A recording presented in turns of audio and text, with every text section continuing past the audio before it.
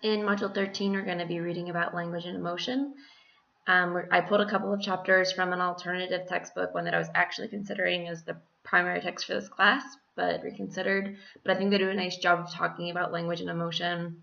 And I want us to be thinking about something that was highlighted in one of the chapters from our textbook, the argument from chapter 1 by Sandra Lipsitz-Behm.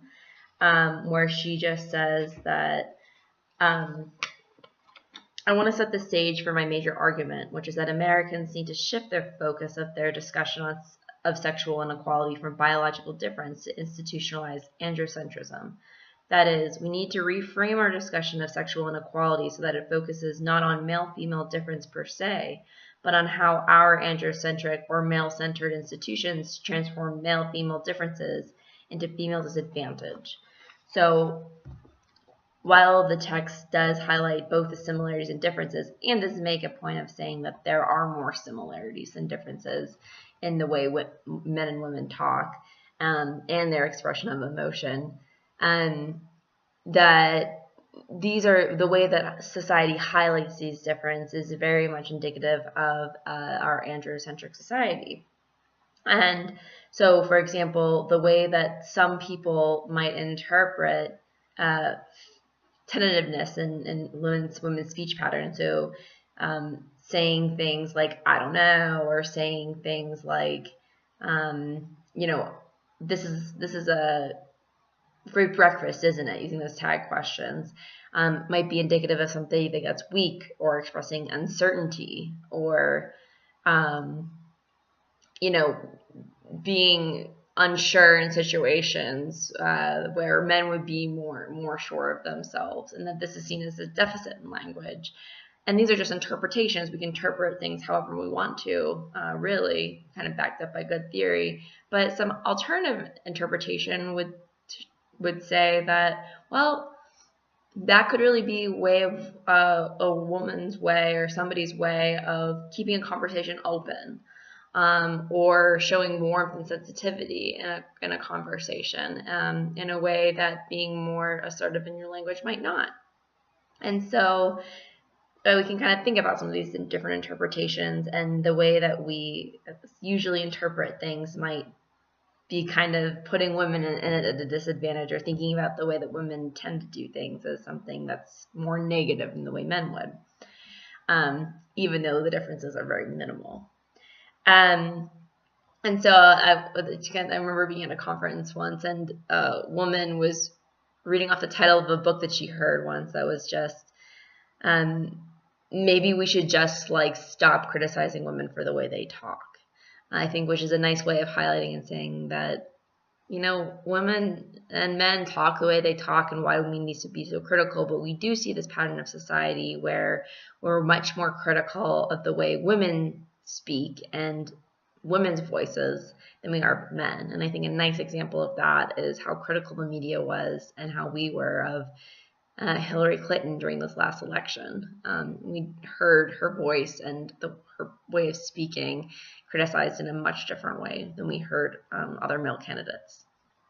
And so a couple of other things, the text has a nice thing of coming back and highlighting how we use gender-neutral language, or when we're using gender-neutral language, we use man or he. How does that impact women? It does. The research shows that it does, and that's something that we as a society internalize. So the use of man is not something that's truly generic or unimpactful.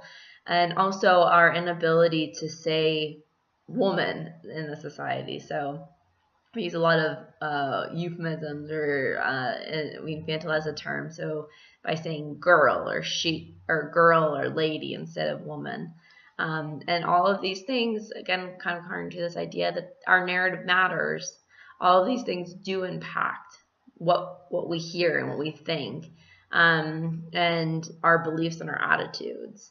So these are things to be keeping in mind as you're reading through, related to the idea of emotions. Some of this we've kind of already touched on, but that emotions are something that they're very much We learn them from our parents, from the models in our life.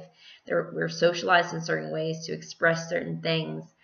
But again, turning to this idea of similarities, one of the research studies highlighted in chapter 6 does show that when men and women were both told to express their emotions, both had very similar experiences. And so it's not that men are incapable of, or that women are weak because they express more emotions. We all have this inside of us. But it's just a matter of what we're socialized and what our peers and our parents and our teachers, what they socialize us to do and not to do. And I want to finish by just saying that, again, this isn't about, making sure that women act more like men. It's that we, both women should act, can act, or whatever they want, however they want to act, right? And men should be able to have both the spectrum of the male and female stereotyped language and emotions as well. It should go both ways. And so both men and women are at a disadvantage whenever we're kind of trying to gender type people or pigeonhole them into certain ways of acting or being that actually probably aren't any specific gender's natural way of acting or being. So enjoy Module 13.